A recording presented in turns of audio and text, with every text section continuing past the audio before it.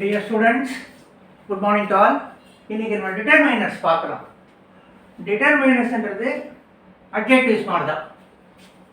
இன்னும் கொஞ்சம் க்ளோஸராக சொல்லணும்னா ஆர்டிகல்ஸ்க்கு என்னென்ன ரூல் இருக்கும். ஏற்கனவே நம்ம புக் 1ல பார்த்துருக்கோம். லெவல் 2ல் புக் 1ல் ஆர்டிகல்ஸ் பார்த்துருக்கோம். நம்ம வீடியோஸ்லேயும் எடுத்து லெவல் 2ல் ஆர்டிகல்ஸ் ஸ்க்ரோல் பண்ணி பார்த்தீங்கன்னா பிளேலிஸ்ட் உள்ள போயிட்டு ஆர்டிகல்ஸ் இருக்கும். ஆர்டிகல்ஸ்க்கு என்ன ரூலோ கிட்டத்தட்ட அதே ரூல்ஸ் தான், வேற ஒன்றும் ரூல்ஸ் எக்ஸ்ட்ரா ரூலும் கிடையாது.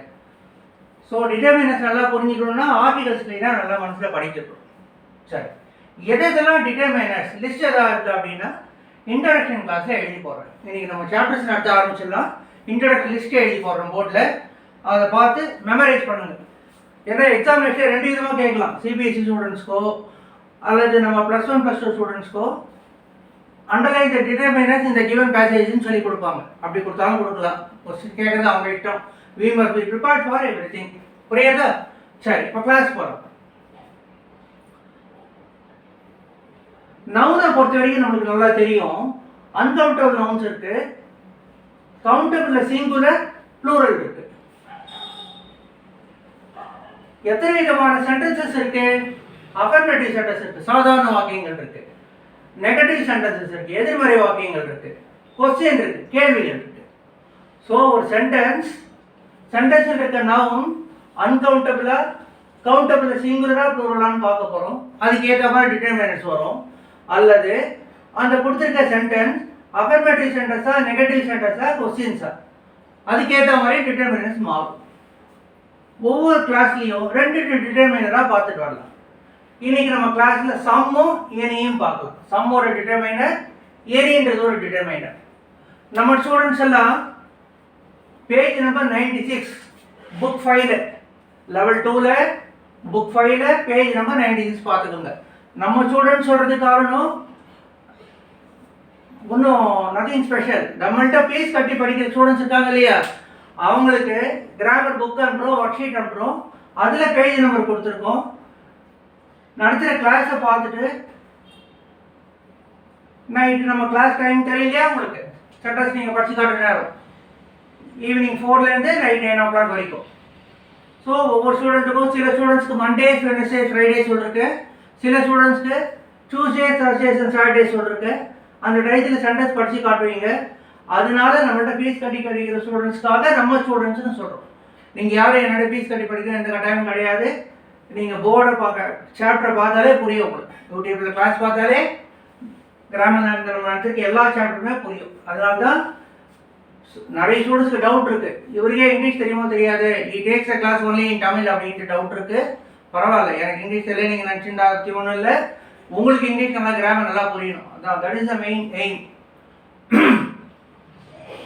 தமிழில் சொல்லி இங்கிலீஷில் புரிய வச்சோம்னா ஈஸியாக இருக்கும். கிராமர் பாயிண்ட்றதுனால தமிழில் சொல்லி இங்கிலீஷ் நடத்துகிறோம். புரியுதா?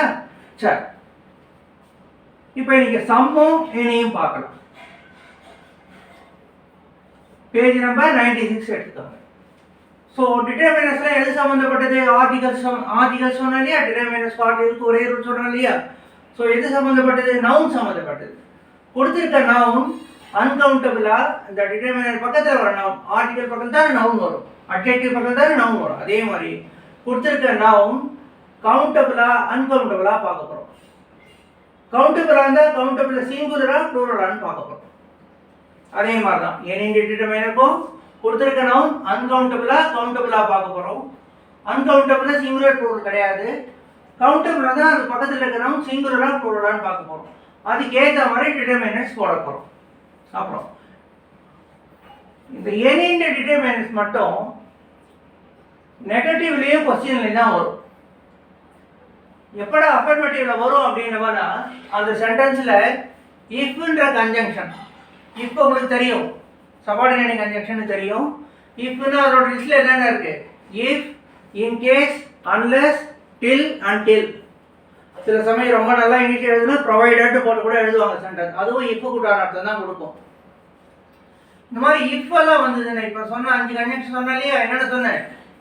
காம்பவுண்ட் காம்ப்ளெக்ஸ் சிம்பிள் நடத்திருப்பேன், இல்லை கண்டினியூ கிளாஸ் நடத்திருப்பேன். எடுத்து பாருங்க. இஃப், இன்கேஸ் ரெண்டுத்துக்கு ஒரே அர்த்தம் தான். இஃப்க்கு இன்கேஸ்க்கும். அன்லெஸ், டில், அன்டில் ப்ரொவைடட் வச்சு சென்டென்ஸ் எடுத்தால் அதெல்லாம் வந்ததுன்னா அஃபர்மேட்டிவ் சென்டென்ஸ்க்கே எனி வரும். மற்றபடி எனி எங்கே வரும்? நெகட்டிவ் சென்டென்ஸ்க்கும் கொஸ்டின் மட்டும்தான் வரும். சம் எங்கே வரும்? அன்கவுண்டபிள் வரும். கவுண்டபிள் சிங்குலருக்கு சம் வராது, கவுண்டபிள் ப்ளூரலுக்கு சம் வரும்.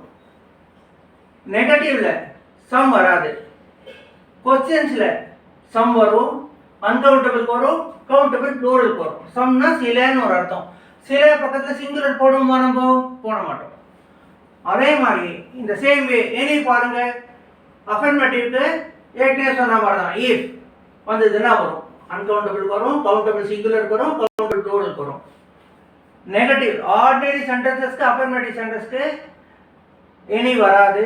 இஃப் வச்சு வந்ததுன்னா தான் அஃபர்மேட்டிவ் வரும். ஆனால் நம்ம இப்படி போட்டுக்கலாம்.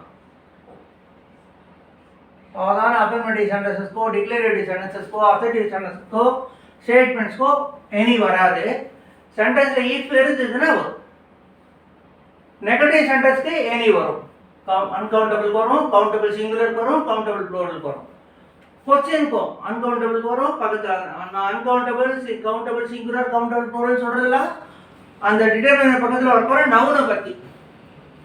கொஸ்டினுக்கும் அதே மாதிரி அன்கவுண்டபிளுக்கு வரும், கவுண்டபிள் சிங்குலருக்கு வரும், கவுண்டபிள் ப்ளூரலுக்கு வரும். ஒவ்வொரு சாப்டர்லையும் இந்த மாதிரி பாக்ஸ் போட்டு எங்கே வரும் எங்கே வராதுன்னு சொல்லிட்டு மென்ஷன் பண்ணிட்டு பார்த்துக்கோங்க. இன்ட்ரடக்ஷன் சாப்டரில் உங்களுக்கு எதெல்லாம் டிட்டர்மினர்ஸ்ன்னு சொல்லிட்டு லிஸ்ட் ஆஃப் டிட்டர்மினர்ஸ் எழுதி போடுறேன். அதை மனப்பாடம் பண்ணுங்க. கிராமரில் ஒரு 30 to 40% மனப்பாடம் பண்ணுறதா. புரியுதா? சரி, முதல்ல இப்போ ஓவர் சென்டென்ஸாக பார்க்கலாம். நம்ம ஸ்டூடெண்ட்ஸ்லாம் பேஜ் நம்பர் 96 எடுத்துக்கோங்க. Please wait, I want to tell you.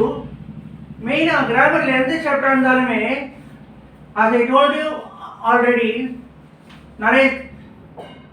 நிறைய தடவை சொல்லிருக்கேன். we must understand the meaning in our mother tongue. நம்மளோட தாய்மொழியில அர்த்தம் புரிஞ்சுக்கணும். கிராமரில் எந்த சாப்டர் இருந்தாலும் அப்போ தான் நம்ம எழுத ஆன்சர் வந்து கரெக்டாக ஆக்டாக இருக்கும். புரியுதா? சரி, இப்போ இந்த சென்டென்ஸ் பார்க்கலாம். Please wait, I want to tell you that thing about him. நான் உங்ககிட்ட அவனை பற்றி ஒரு சமாச்சாரம் சொல்லணும் அப்படின்னு சொல்லி சொல்கிறோம், ஒருத்தர்கிட்ட சொல்கிறோம். அப்போது I want to tell you something, நான் உங்ககிட்ட ஒரு விஷயம் சொல்லணும் அப்படின்னா I want to tell you எனிதிங்னு சொல்ல மாட்டோம். புரியுதா? நான் உங்ககிட்ட ஒரு சமாச்சாரம் சொல்லணும் அப்படின்ட்டு. ஜென்ரலாக ஓவரால் பார்த்தீங்கன்னா இந்த சம்திங்ன்றது ஒரு பிரணம். அதை டிட்டர்மினர் தனியாகவோ நவுன் தனியாகவோ பிரிச்சுக்கூடாது. I want to tell you something, நான் உங்ககிட்ட ஒரு விஷயம் சொல்லணும் அப்படின்னா I want to tell you anything வராது. இப்போ உங்களுக்கு டவுட் ஒன்று வரும், சார் சம்திங் வந்து கவுண்டபிள் சிங்குலர், கவுண்டபிள் சிங்குலருக்கு சம் வராதுன்னு போட்டிருக்கீங்க. இப்போ நீங்கள் போட்டிருக்கீங்களே அப்படின்னா அதுதான் சொன்னேன் நான். சம்திங்ன்றது என்னது? ஒரு பிரணவம். அது சம் திங்ஸ்ன்னு வரணும்னா சம் தனியாக வரும், திங்ஸ் தனியாக வரும், தனித்தனி வேடா வரும். அப்போது உங்ககிட்ட ஒரு சமாச்சாரம் சொல்லணும்ப்பா, அப்போ என்ன சொல்லுவோம்? ஐ want to tell you something. இந்த டைரக்ட்ல ஆன்சர்லாம் எழுதும் போதே பார்த்துக்கலாம். புரியுதா? சரி, அடுத்த sentence. Tell me that thing, I shall not bother. என்ன வேணா சொல்லு, நான் கவலைப்பட மாட்டேன். டெல் மீ எனிதிங், என்ன வேணா சொல்லு, நான் கவலைப்பட மாட்டேன். எனிதிங்ன்றது கூட பிரணவம் தான். டெல் மீ எனிதிங், நான் கவலைப்பட மாட்டேன். இந்த எனிக்கும் சமுக்கு திங்குக்கும் கேப் கிடையாது, எனிக்கு திங்குக்கும் ஸ்பேஸ் கிடையாது. ஞாபகம் வச்சுக்கோங்க. இந்த டேஷ் இருக்கிறதுனால இந்த ஸ்பேஸ் தெரியாது உங்களுக்கு. Tell me anything, I shall not bother. அடுத்த sentence. Send the servant to get that milk to prepare coffee. நம்ம வேலைக்காரன் அனுப்பிச்சு கொஞ்சம் பால் வாங்கிட்டு சொல்லுப்பா காஃபி போடுறதுக்கு அப்படிங்கிறோம். மில்க் அன்கவுண்டபிள், கொஞ்சம் பால் வாங்கிட்டா அப்படிங்கிறோம். மில்க் அன்கவுண்டபிள், அன்கவுண்டபிள் சாதாரண வாக்கியம். அப்போ some.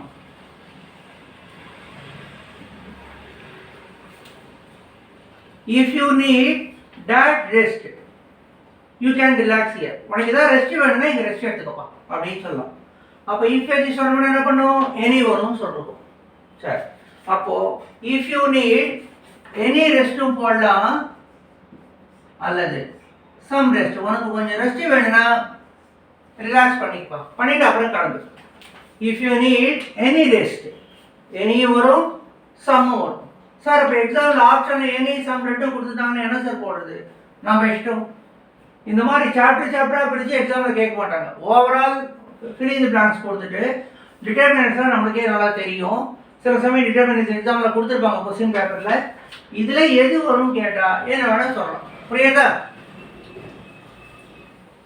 Next sentence. Dad friends have come. Is there dad tea in the flask? இன்னொரு முக்கியமான விஷயம் ஞாபகம் வச்சுக்கோங்க. கொஸ்டினுக்கு என்ன வரும்னு சொன்னோம்? எனி வரும்னு சொன்னோம். அப்புறம் என்ன வரும்? சம் வரும். ஒரு கொஸ்டின்ல எப்ப சம் வரும் எப்ப எனி வரும் அப்படின்னா நம்மளுக்கு கிடைக்கிற ஆன்சர் எஸ்ன்னு இருந்ததுன்னா கொஸ்டின்ல சம் வரும். நம்மளுக்கு கிடைக்கிற ஆன்சர் நோன்னு வந்ததுன்னா கொஸ்டின்ல எனி வரும். முன்னாடி சொல்லட்டுமா? ஒரு கொஸ்டின் கேட்குறோம், அந்த கொஸ்டின்ல சம் வருமா எனி வருமா அப்படின்னா நம்மளுக்கு கிடைக்கிற ஆன்சர் எஸ்ன்னு வந்ததுன்னா ஒரு அசம்ஷன் தான். நம்மளுக்கு கிடைக்க போகிற ஆன்சர் எஸ்ன்னு தான் இருக்க போது நம்மளுக்கு தோணிதுன்னா கொஸ்டின்ல சம் வரும். நம்மளுக்கு கிடைக்க போகிற ஆன்சர் நம்ம கேட்குறோம், அவங்க சொல்ல போகிற பதில் நோவாக தான் இருக்குன்னு ஒரு அசம்ஷன் இருக்கு. அது நம்மளோட கொஸ்டின் பேப்பர்லேயே நோ அல்லது எஸ் கொடுத்துருக்காங்க அப்படின்னா ஆன்சர் வந்து நோன்னு கொடுத்துருந்தா கொஸ்டின்ல எனி வரும். ஆன்சர் வந்து எஸ்ன்னு கொடுத்துருந்தா கொஸ்டின்ல சம் வரும். இப்போ இந்த சென்டென்ஸ் பார்க்கலாம். Dad friends have come.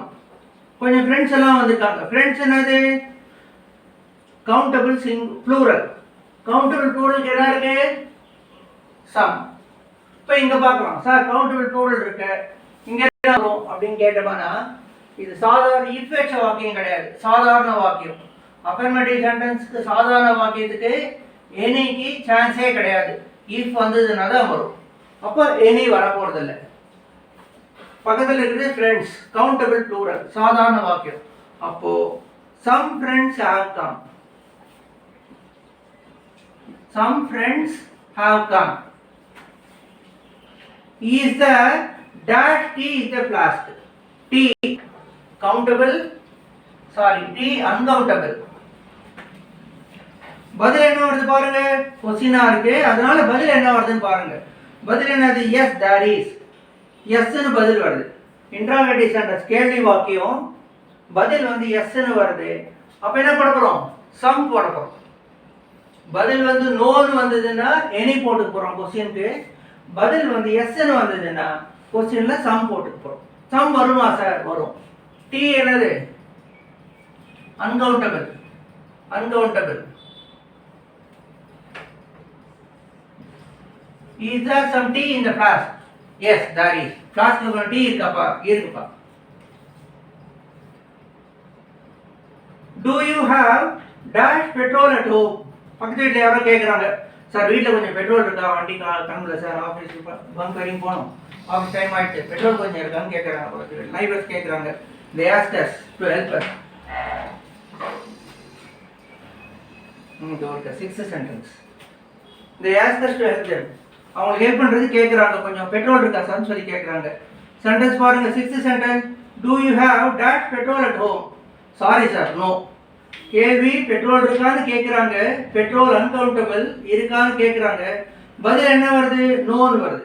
மின் சென்டென்ஸ் பாருங்க. Is there dot key in the flask? ஃப்ளாஸ்க்ல ஏதாவது வண்டி இருக்கான்னு கேட்குறாங்க. பதில் என்ன வருது? எஸ்ன்னு வருது. ஸோ கேள்வி வாக்கியம் பதில் எஸ்ன்னு வரவே சம் போட்டோம். இப்போ பதில் என்னன்னு வருது? பெட்ரோல் இருக்கான்னு கேட்கறதுக்கு நோன்னு பதில் வருது. அப்போ கேள்வி வாக்கியம் பதில் நோன்னு வருது. அப்போ எனி போட்டுப்போம். Is there any petrol? Petrol என்னது? uncountable noun. anyக்கு uncountable வருமா பாருங்க. anyக்கு uncountable வரும்.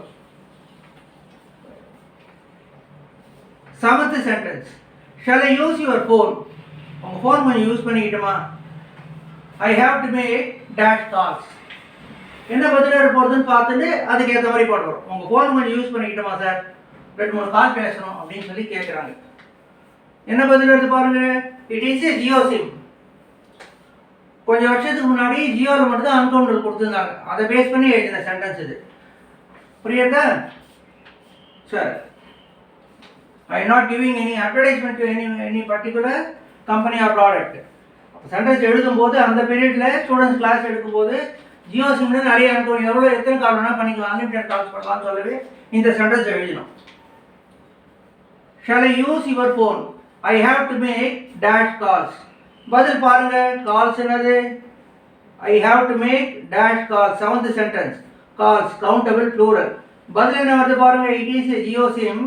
You can make dash number of calls. So பதில் என்ன சொல்றாங்க?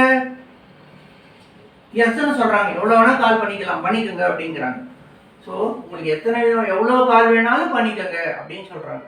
அப்போ I have to make some calls. பதில் என்ன சொல்றாங்க? எஸ் பண்ணிக்கோங்கன்னு சொல்றாங்க.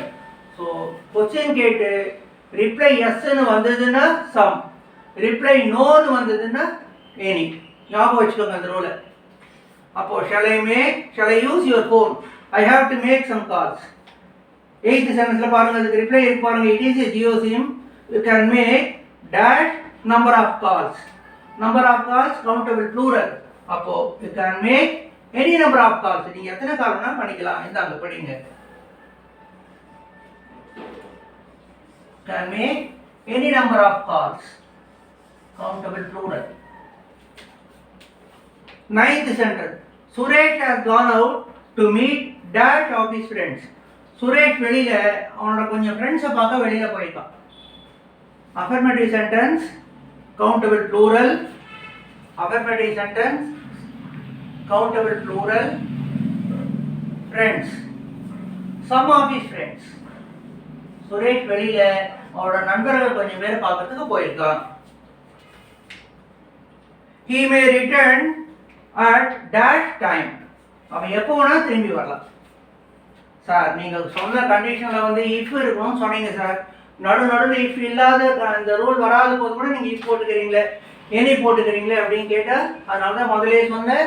Right at the beginning I told you, sentence படிங்க, தமிழ் எடுத்து கரெக்டாக புரிஞ்சுக்கோங்க, அப்போ தான் டிட்டர்மினன்ஸ் கரெக்டாக போட முடியும். புரியுதா? he may come at any time. அவன் எப்போ வேணா வரலாம். he may come at any time. Time என்னது? டைமுக்கு அன்கவுண்டபிளாக யூஸ் வரும், கவுண்டபிளாகவும் வரும். புரியுதா? he has come here several times. அவன் இங்கே பல தடவைகள் வந்திருக்கிறான். அப்ப டைம்ஸ் பக்கத்தில் ப்ளூரல் வரும். ஏதோ ஒரு ஊருக்கு போகிறோம், இங்கேருந்து விழுப்புரத்துக்கு எத்தனை மணிக்கெல்லாம் இப்போ பஸ் இருக்குது? காலை 8 மணிக்கு முதல் பஸ்ஸுங்க. அதுதானே நிறைய வண்டி இருக்கா? At what times do we have buses for Villupuram? எந்தெந்த நேரத்துலாம் நம்மளுக்கு விழுப்புரத்துக்கு பஸ் இருக்குது சொல்லுங்கன்னு கேட்டப்போனா 6:50 ஒன்று இருக்குது, 8:15 ஒன்று இருக்குது, 11:30 ஒன்று, வரிசையாக சொல்கிறாங்க இல்லையா? அப்போ ப்ளூரல். ஸோ டைம் அன்கவுண்டபிளாகவும் யூஸ் பண்ணலாம், கவுண்டபிளில் சிங்குலராகவும் யூஸ் பண்ணலாம், ப்ளூரலாகவும் யூஸ் பண்ணலாம். அப்போது any time, he may return at any time. அடுத்தது 10th sentence. Add that sugar to your soup. It is bitter. சர்க்கரையில் கொஞ்சம் உங்கள் சூப்பில் கொஞ்சம் சுகர் போட்டுக்கோங்க, பிட்டர்னா கசப்பாக இருக்குது அப்படிங்கிறாங்க. சுகர் அன்கவுண்டபிள், சாதாரண வாக்கியம். ஆட் சம் சுகர், கொஞ்சம் கஷ்டம்தான். Determiners uncountable, countable. Countable singular, plural. 3 type of sentences இருக்குது. அஃபர்மேட்டிவ் இருக்குது, நெகட்டிவ் இருக்குது, கொஸ்டின்ஸ் இருக்குது. கொஞ்சம் நல்லா கேர்ஃபுல்லாக கவனித்து புரிஞ்சுட்டு முதல் தடவை புரியாட்டா 3 தடவை 4 தடவை வீடியோ போட்டு பார்த்து ஆன்சர்ஸ் எழுதி படித்து காட்டுங்க. புரியுதா? We are hungry. Is there that thing to eat? பசியோடு இருக்கோம்பா, சாப்பிட்றதுக்கு ஏதாவது இருக்கான்னு கேட்குறாங்க. பதில் பாருங்க, அவன் பதிலுக்கு ஒரு கேள்வி ஒன்று கேட்குறான். Will you have that fruits and biscuits instead of breakfast? Tiffin தான் சாப்பிடணுமாப்பா, டிஃபன் சாப்பிட்றதுக்கு பதிலாக பிரேக்ஃபாஸ்ட் சாப்பிட்றதுக்கு பதிலாக சாப்பிட்றதுக்கு கொஞ்சம் பழம் இருக்குது, பிஸ்கெட் இருக்குது, வேணுமான்னு கேட்குறான். உடனே அவன் என்ன பதில் சொல்கிறான்? No, we need that breakfast.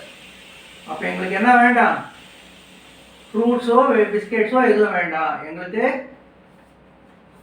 Tiffin தான் வேணும் அப்படிங்கிறான். முதல் சென்டென்ஸ் பாருங்க, we are hungry. வரப்போகிற பதில் பாருங்க, எஸ்ன்னு இருக்கா நோன்னு இருக்கா?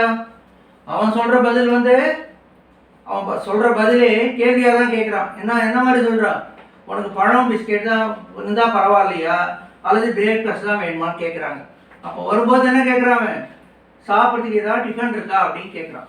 Is a something to eat. இந்த இடத்துல நீங்கள் சம்திங்கும் போடலாம், எனிதிங்கும் போடலாம். ஏன்னா கொடுக்க அவங்களுக்கு சொல்கிற பதில் கன்ஃபியூசிங்காக இருக்குது. எஸ்ன்னு சொல்லலை, நோன்னு சொல்லலை. So is the anything to eat அல்லது is the something to eat. நான் ஏற்கனவே சொன்ன மாதிரி சம்மும் திங்கும் தனித்தனியாக பிரித்து பார்க்கக்கூடாது. சம்திங் என்னது ப்ரணவம், ஏனியும் திங்கும் தனித்தனியாக பிரித்து பார்க்கக்கூடாது. எனிதிங் ப்ரணவம்.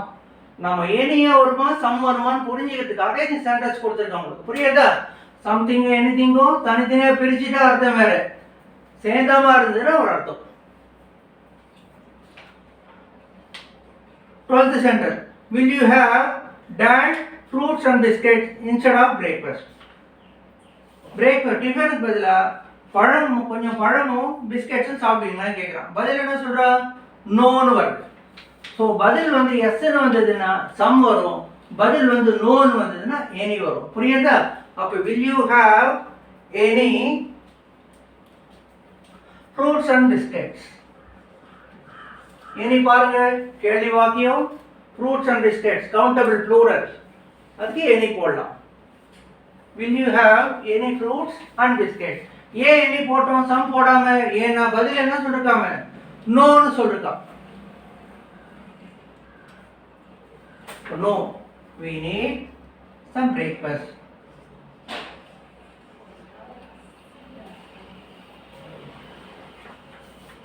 Thirteenth sentence பாருங்க. Have you brought dad used dresses? அந்த ட்ரெஸ்ஸஸ்க்கு மணிக்கு நடுவில் அன் போட்டுங்க. டைப் பண்ணும்போது தப்பு வந்துடுது. Have you brought 13th sentence. Have you brought dad used dresses and money for the orphans? ஏதோ ஒரு அனாதை ஆசிரமத்துக்கு போகிறோம், போகும்போது குழந்தைகளுக்கு கொடுக்கலாம் அப்படின்றதுக்காக ஃப்ரெண்டுக்கு சொல்லியிருந்தோம், வாடா எடுத்துன்னு வாடா, எல்லாத்தையும் கையில் ஏதாவது மிச்சம் மீதி இருந்ததுன்னா துணிமணி யூஸ் பண்ண துணி எல்லாம் இருந்தால் எடுத்துட்டு வா, கொஞ்சம் பணம் எடுத்துட்டு வா அப்படின்னு சொல்லிட்டு சொல்லுவோம் ஃப்ரெண்ட் கிட்ட. அப்போ அவனை கேட்குறோம், கொண்டு வந்திருக்கியாடா கையில் பழைய துணி யூஸ் பண்ண துணியெல்லாம் எடுத்துன்னு வந்திருக்கியா, கொஞ்சம் பணம் கொண்டு வந்திருக்கியா ஃபார் த ஆர்ஃபன்ஸ், அனாதை குழந்தைகளுக்கு கொண்டு வந்திருக்கியான்னு கேட்குறாங்க. அப்போ have you brought dad used dresses and money for the orphans. ட்ரெஸ்ஸஸ்க்கும் மணிக்கு நடுவில் அன் போட்டுக்கோங்க. டைப் பண்ணும்போது மறந்துட்டேன், அன் போட மறந்துட்டேன். புரியுதா? நெக்ஸ்ட் எடிஷன் அண்டு சேர்த்துக்கோங்க, டோன்ட் வரி. இதுக்கு உண்டான பதில் ஏதாவது இருக்கா பாருங்க. பதில் இல்லை. பதில் வந்து வேற ஏதோ சென்டென்ஸோட இதுதான். அதனால உங்க இஷ்டம். பதில் வந்து எஸ்ன்னு இல்லை, நோன்னு இல்லை. அப்போ என்ன வாக்கியம்? சாதாரண கேள்வி வாக்கியமாக ட்ரீட் பண்ண போகிறோம். கேள்வி வாக்கியத்துக்கு எனி வரும். புரியுதா? பதில் வந்து எஸ்ன்னு வந்தாதான் சம் வரும்.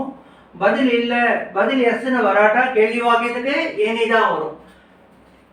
Dresses, used dresses and money, dresses countable plural, any வரும்.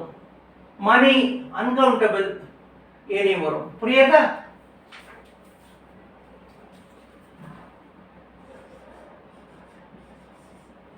அடுத்தது இப்போ இந்த 4 சென்டென்ஸ் வரிசையாக கவனிங்க. 14th, 15th, 16th, 17th.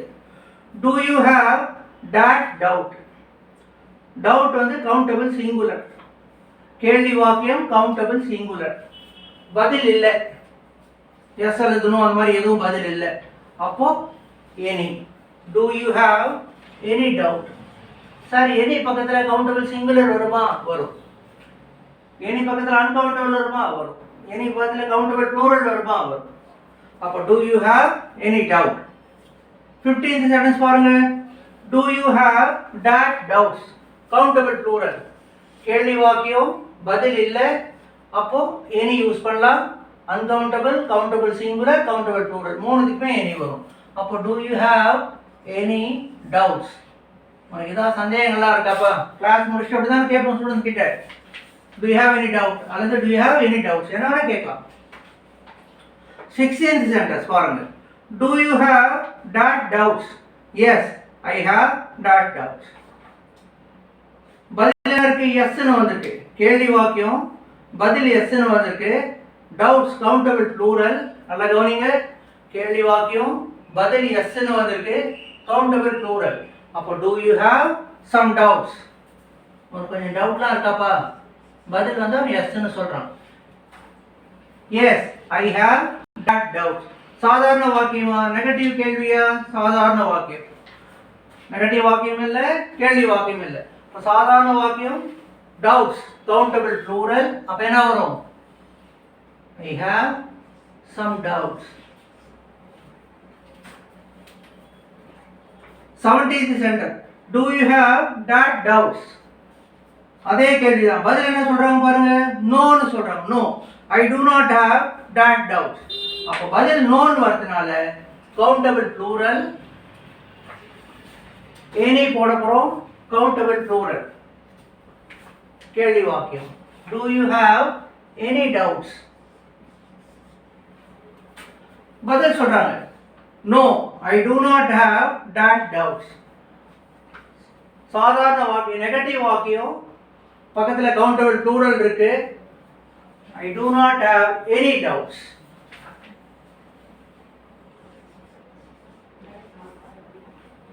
புரியுதா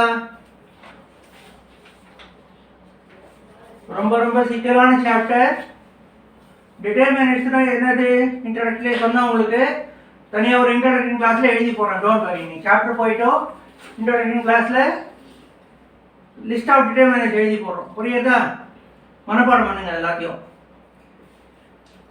எழுதி போட்டே பழக்கம் பண்ணி கெடுத்துட்டேன் அவங்க எல்லாரையும் நான் ஆமா அப்படியே எழுதி போடுறது டிக்டேட் பண்ணுறேன் எழுதிக்கிறான்றதே கிடையாது அப்படியே எழுத சொல்லி அப்படியே எழுதி போடுறோம் சார் எழுதிக்கிறோம் நோட்டில்